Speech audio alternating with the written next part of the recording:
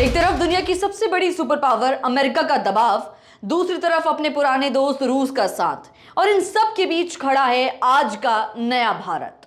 अब सवाल यह है कि जब पूरी दुनिया रूस पर प्रतिबंध लगा रही थी तो भारत क्यों रूस से सस्ता तेल खरीद रहा था? और जब अमेरिका ने आंखें दिखाई तो भारत के विदेश मंत्री एस जयशंकर ने ऐसा क्या कह दिया कि पूरी दुनिया में अब बहस छिड़ गई है। नमस्कार, स्वागत है आपका जी भारत पर। मैं हूं आपके साथ दीपाली सिन्हा।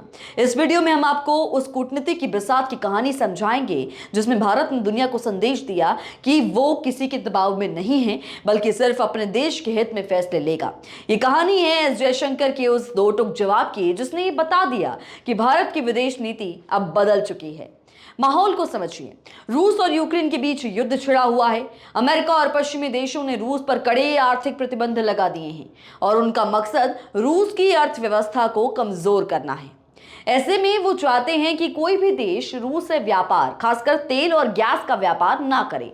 लेकिन भारत ने ना सिर्फ रूस से व्यापार जारी रखा, बल्कि पहले से कहीं ज्यादा कच्चा तेल खरीदना शुरू कर दिया है। अमेरिका को भारत का ये कदम पसंद नहीं आया। भारत पर दबाव बनाया जाने लगा।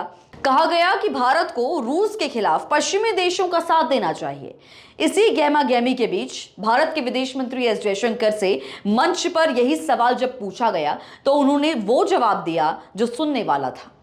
एस जयशंकर ने पूरी दुनिया के सामने तीन बड़ी और सीधी बातें रखी। पहली बात, राष्ट्रीय हित सबसे ऊपर है।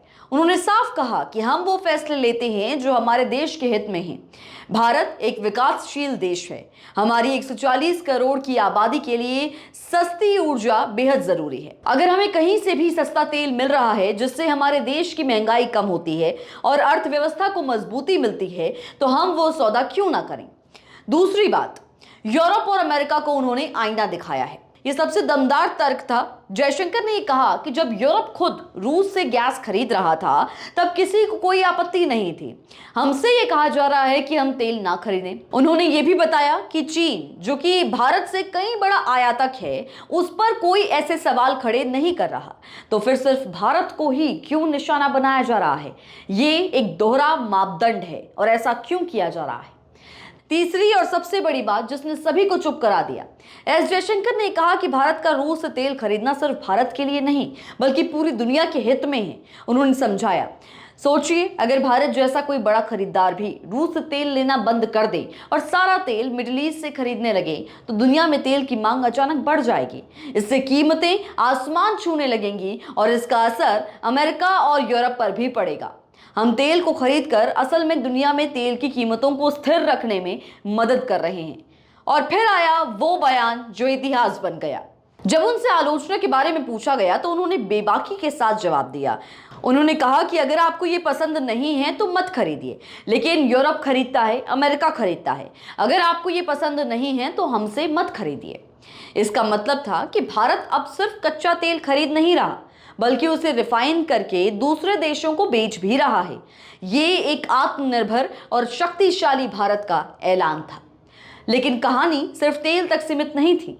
अमेरिका के साथ व्यापार समझौते पर भी भारत ने अपना रुख साफ कर दिया। डोनाल्ड ट्रंप प्रशासन ने भारतीय सामानों पर भारी टैरिफ लगाए थे और बातचीत रुकी हुई थी। इस पर एस जयशंकर ने कहा कि बातचीत जारी है, लेकिन भारत की भी अपनी रेड लाइंस हैं, यानी कुछ ऐसे लक्ष्मण रेखाएं हैं जिन्हें हम पार नहीं करेंगे। और वो रेड लाइंस क्या हैं? उन्होंने स्पष्ट किया। उन्होंने कहा कि हम अपने किसानों और छोटे व्यापारियों के हितों की रक्षा के लिए प्रतिबद्ध हैं, यानी भारत कोई भी ऐसा व्यापार समझौता नहीं करेगा जिससे देश के किसानों या छोटे कारोबारियों को नुकसान हो।